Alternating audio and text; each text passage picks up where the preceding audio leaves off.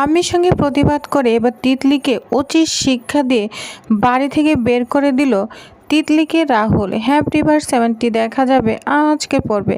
বিস্তারিত জানতে ভিডিওতে একটি লাইক দিয়ে চ্যানেলটি সাবস্ক্রাইব করে পুরো ভিডিওটি দেখতে থাকুন। গল্পের শুরুতেই আমরা দেখতে পাবো তিতলি তো অসুস্থ হওয়ার নাটক করে অজ্ঞান হয়ে পড়ে রয়েছে, সেখানে রাহিসহ সবাই চলে গিয়েছে। এদিকে ঘরে একা পড়ে আছে রাহুল, কিন্তু রাহুলের সঙ্গে রয়েছে নিমো। নিমোকে রাহুল বারবার বলছে, এই তুই আমাকে নিচে নিয়ে যাবি না আমি একাই যাব। তখন নিমো বলে, দাদাভাই চাপ নিস না, বৌদি তো নিচে রয়েছে, সব সামনে নিবে। রাহুল তখন বলে, শোন আমি তো কোনো কথাই শুনতে যাচ্ছি না, তুই আমাকে নিয়ে যাবি, তা না হলে কিন্তু আমি একাই যাব। তখন বলে, দাদাভাই পাগলামি করিস না, ঠিক আছে আমি নিয়ে যাচ্ছি।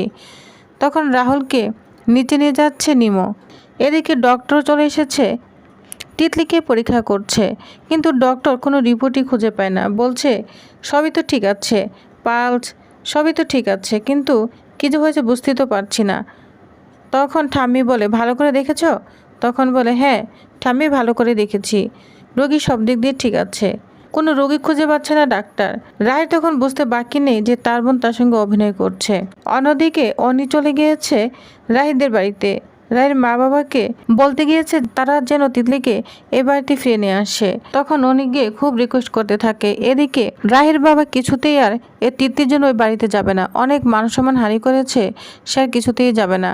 তো অনিকে ফিরিয়ে দিতে চায়, কিন্তু উনি অনেক রিকোয়েস্ট করতে থাকে, বলছে আঙ্কেল বিশ্বাস করুন, যদি আপনার দিদিকে ফিরে না আনুন তাহলে কিন্তু আমার দাদা আর বৌদি সংসারটা একদম পুরো ছাই হয়ে যাবে। এমনিতে ভুল বোঝাবুঝি হয়েছে অনেক, ওদের দুজনের মধ্যে যত ভুল বোঝাবুঝি যত অশান্তি হয়েছে সব কিছু এই তিতলির জন্য। তিতলির মাকেও অনেক রিকোয়েস্ট করতে থাকে। তখন বলে, হ্যাঁ মা আমি অবশ্যই যাব, দেখো তুমি কত ভালো, আর আমার মেয়ে যে কি হয়েছে এ বলে কান্না করতে থাকে। তখন উনি বোঝাতে থাকে রাহির মাকে।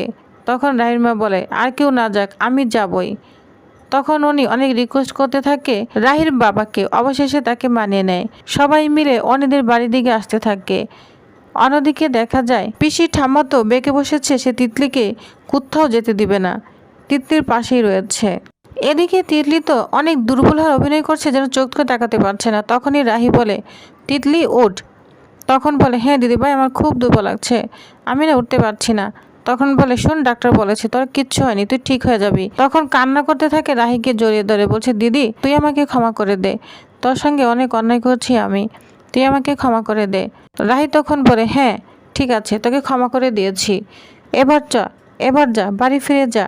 তখন ঠাম্মি বলে, কি বলছো তুমি, মেয়েটার উঠে দাঁড়ানোর ক্ষমতা নেই আর তুমি বলছো ও বাড়ি চলে যাবে? তখন বলে, হ্যাঁ পিসি ঠাম্মাও বাড়ি চলে যাবে, আমার বোন তো আমি ওকে ভালো করে চিনি, ও বাড়ি যাবে আর কোনো সমস্যা হবে না।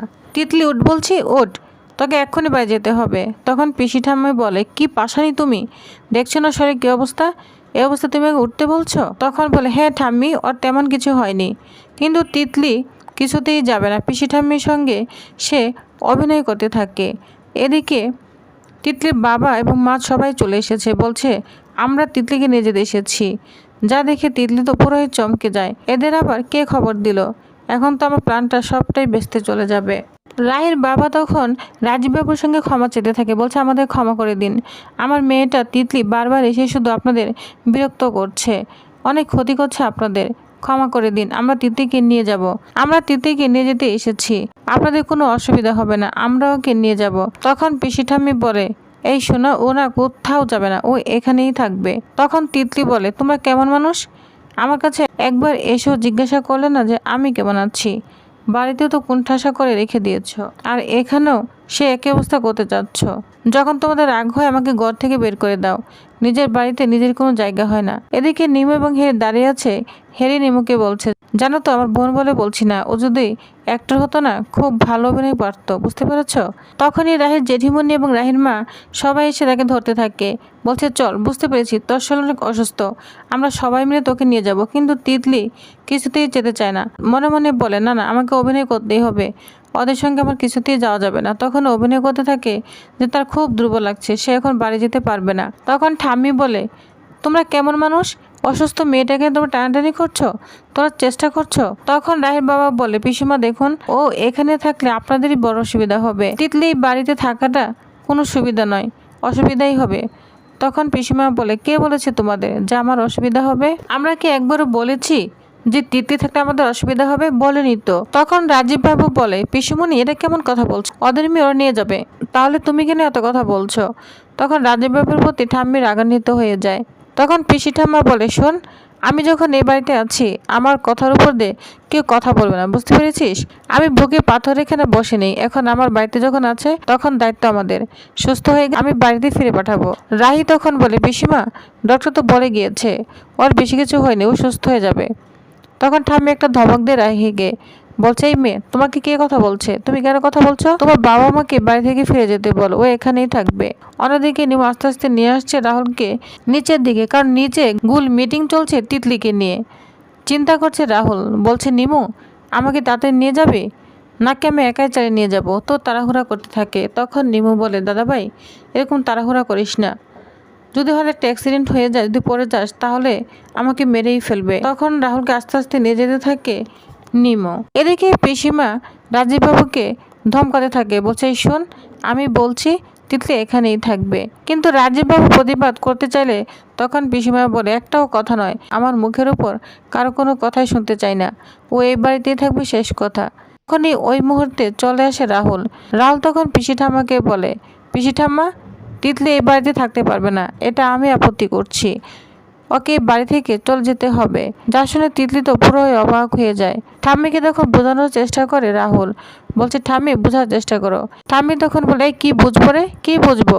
মেয়েটা অজ্ঞান হয়ে রাস্তায় পড়েছিল, লাক্স দাদুভাই তাকে তুলে নিয়েছে, তাহলে কি ভুলটা হয়েছে?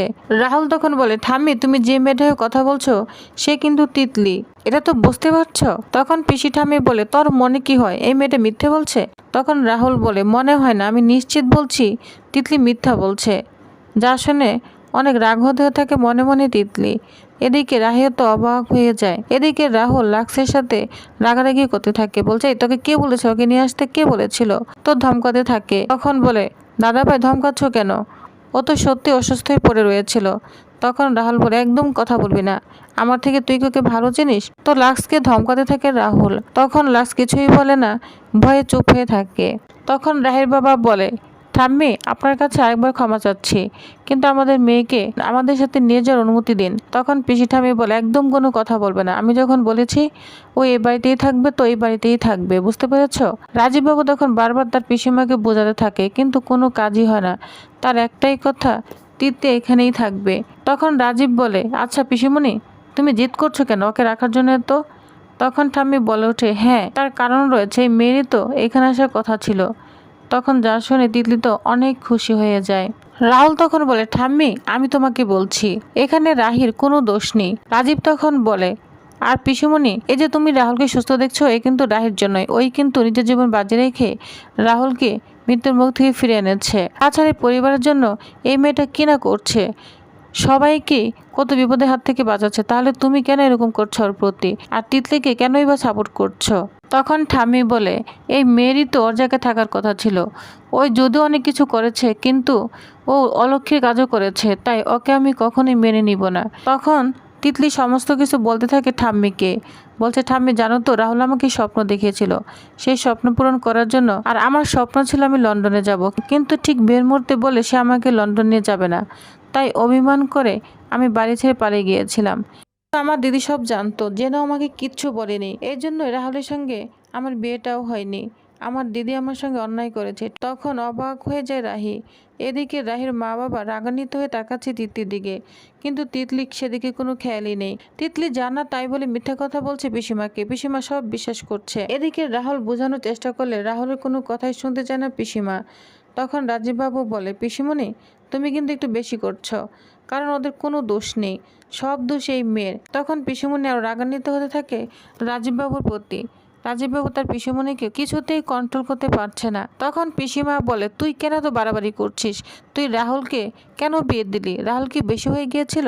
মেয়ের অভাব ছিল? এই জুচ্চোর ফ্যামিলিতে তুই কেন এই মেয়ে আনলি? এরা তো মিথ্যেবাদী, প্রতারক। এক মেয়েকে গছাতে পারেনি, আরেক মেয়েকে দিয়ে দিয়েছে। তখন রাজীববাবু বলে, পিসিমণি তোমার মুখটা একটু সংযুক্ত করে কথা বলো, এটা ওনারা আমাদের কুটুম হয়। তখন পিসিমণি বলে, কুটুম? ছি, এলোকে কুটুম বলে? তখন রাহুলের মা রায়ের মাকে অপমান করতে থাকে, বলছে, দিদি আপনিও এর মধ্যে ছিলেন তো, ছিছি করতে থাকে। তখন কান্না করতে থাকে রাহির মা। তখন রাজীববাবুর কাছে হাত জোর করে প্রার্থনা করতে থাকে, বলছে, রাজীববাবু আপনার বৌমা মানে আমার মেয়ের কথা কি বলছে? আপনি কেন চুপ করে আছেন? কিছুই তো বলছেন না, বলুন না সবাইকে। আপনি আমার মেয়েকে নিজে বউ করে এনেছেন, আমার মেয়ে খাঁটি সোনার মতো, মনটাকে আপনি চিনতে পেরেছিলেন। রাজীববাবু সত্যিটা বলুন, সবাই তো আমার মেয়েকে দায়ী করছে, আমি আর সহ্য করতে পারছি না। তখন পিসিমণি বলে, কি বলছে এই মেয়ে, সব সত্যি বলছে? রাজীববাবু তখন বলে, পিসিমণি আমি তোমাকে সব পরে বলবো, তুমি শান্ত হও, তোমার শরীর খারাপ লাগছে, এখানে বসে উত্তেজিত হবে না, আমি তোমার জন্য পানি নিয়ে আসছি, চলো চলো তোমাকে রুমে নিয়ে যাই। তখন বলে, ছাড়, আমি ঠিক আছে, আমার কিচ্ছু লাগবে না, আমার কোনো জলের দরকার নেই।